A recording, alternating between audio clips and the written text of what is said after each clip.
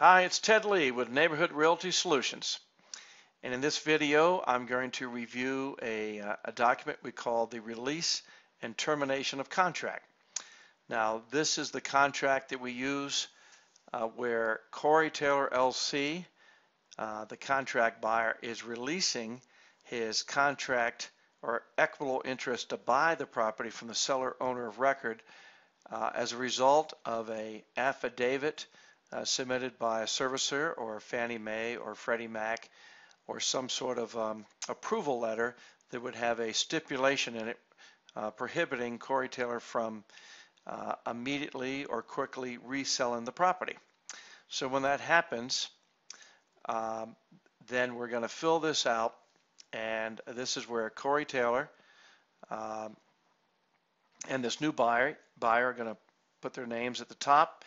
And then we're going to reference the original contract that was entered into between Corey Taylor LC and the seller owner of record. And so we're putting in the date that happened. We're putting in the name of the owner of record. We're talking about the exact address or the tax ID, the county, the state, and so on. So we want to reference that contract that's being released. Now, we state in paragraph 2 that the buyer desires to buy the property directly from the owner of record. And to enable that purchase to go forward, a short sale will have to be completed. Again, where this new buyer is named as the buyer in the approval letter, and of course named on the final HUD statement. And then we say in the next paragraph that Corey Taylor LC has extensive experience in obtaining approvals from lenders for short sales and is willing to assist this new buyer to complete the short sale. And the buyer understands that Corey Taylor LC will be entitled to a fee for assisting this new buyer to get this all done.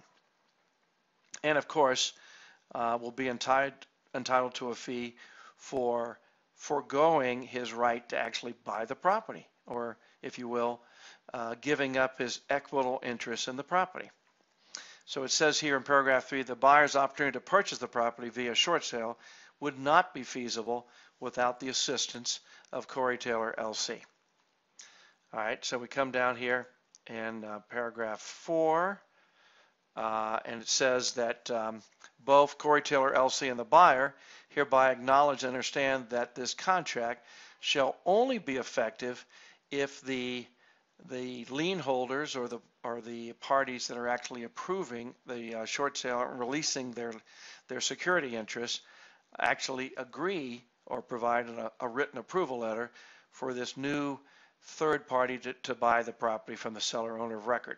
So in other words, the equitable interests or contract rights between Corey Taylor LC and the seller owner of record remain in place until or when the lien holders actually approve this new buyer.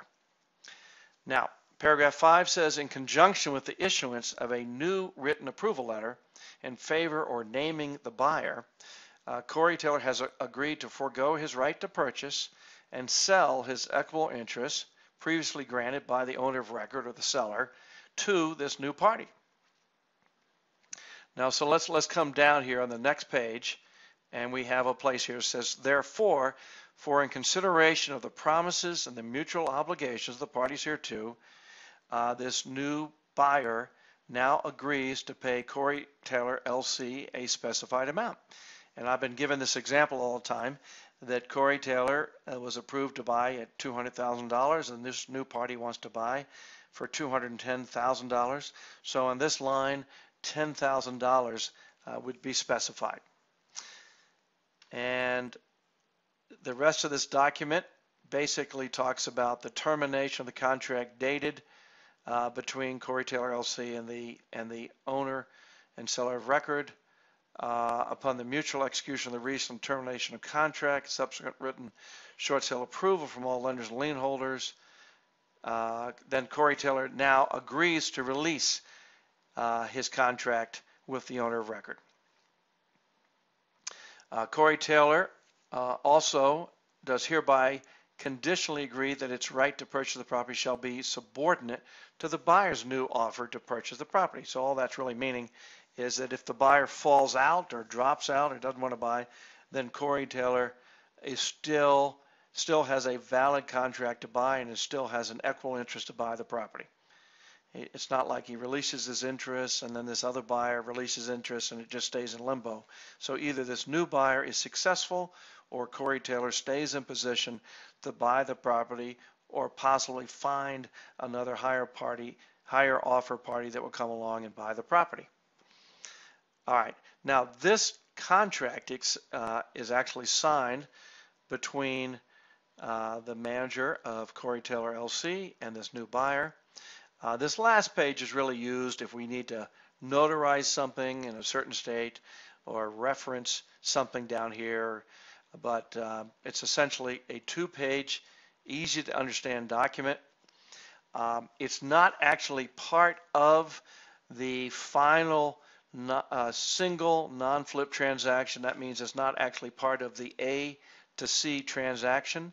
This is a separate contract for this new buyer to pay Corey Taylor. So because it's separate, this payment of $10,000 in this example does not show up on the left-hand side of the final HUD statement or the buyer's side of the HUD statement.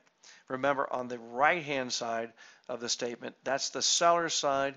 That's what the lender cares about because that's the side that deals with the net payoff to the lender.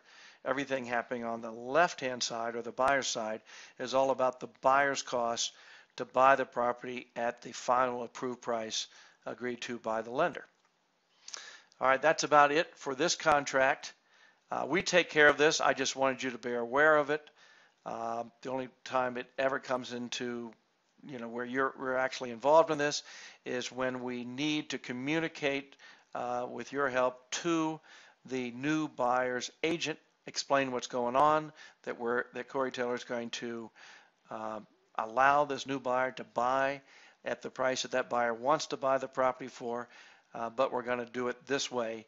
There's going to be a release fee to enable this new buyer to buy directly from the seller owner of record, pursuant to our notification and disclosure to the seller owner of record's lender in a document that we call the supplemental short sale addendum that I'll be discussing in just a minute.